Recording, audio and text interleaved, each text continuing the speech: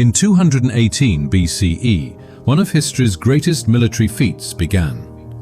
Hannibal Barca, the Carthaginian general, marched an army of tens of thousands across the Alps, including dozens of war elephants. Mountains, snow, and enemy tribes awaited. Yet Hannibal refused to turn back. His journey would shock Rome and change the course of the Second Punic War.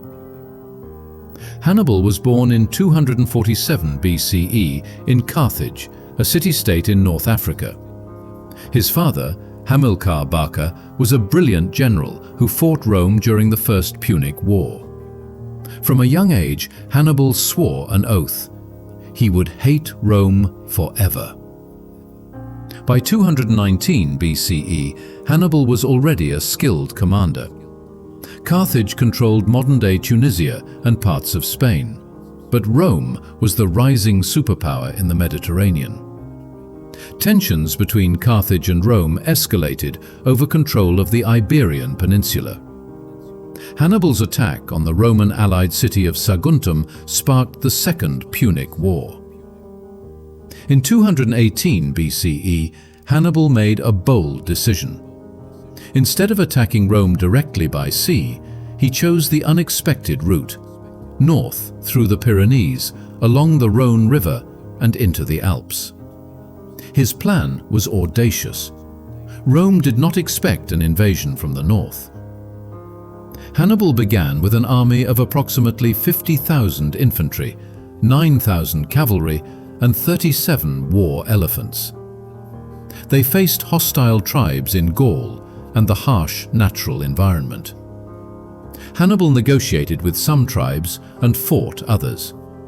Each skirmish cost lives, but he pressed on. By October 218 BCE, Hannibal reached the base of the Alps.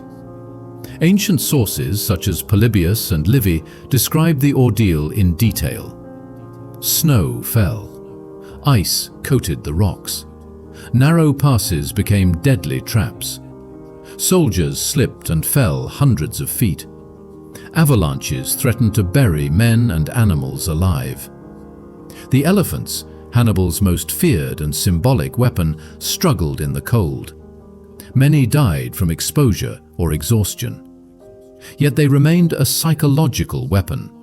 Romans had never faced elephants in battle. Hannibal forced his men and elephants forward, using ingenuity and sheer determination. One famous tactic involved building wooden platforms to help elephants climb steep passes. Fires were lit at night to warm men and animals. Food had to be rationed carefully. Hannibal's leadership inspired loyalty even in the most desperate conditions. Finally, after 2 weeks of climbing, Hannibal emerged from the Alps into northern Italy. Out of tens of thousands, perhaps half survived the crossing. Only a few elephants remained. Yet Hannibal had achieved the impossible. Rome now faced an enemy where it least expected. Hannibal immediately went on the offensive. He defeated Roman forces at Trebia later in 218 BCE, using his elephants to break the enemy lines. Over the next several years, he would win decisive victories at Lake Trasimene in 217 BCE and the legendary Battle of Cannae in 216 BCE, where he annihilated a Roman army of more than 80,000 soldiers. Despite these victories, Hannibal could never capture Rome itself. Supplies ran low. Rome refused to surrender. The war dragged on for 15 years. Hannibal's brilliance kept Carthage in the fight, but the Romans adapted, avoiding direct engagement and attacking Carthaginian holdings elsewhere.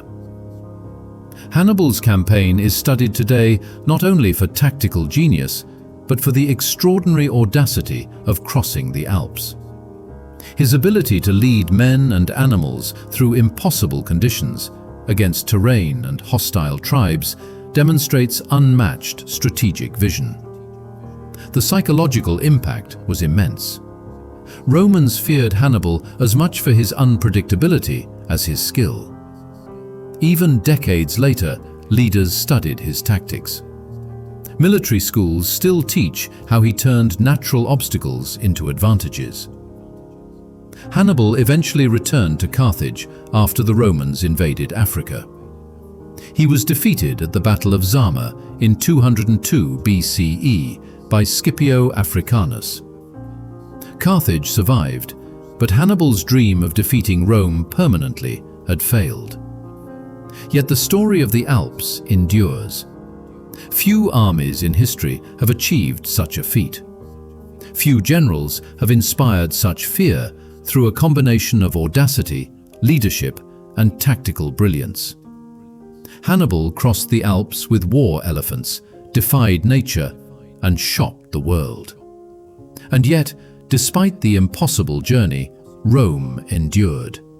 In the end, the Alps were not conquered by armies or elephants. They were conquered by determination and strategy. Hannibal proved that vision and boldness can defy the limits of terrain, climate, and expectation. But even the greatest plans cannot guarantee ultimate victory.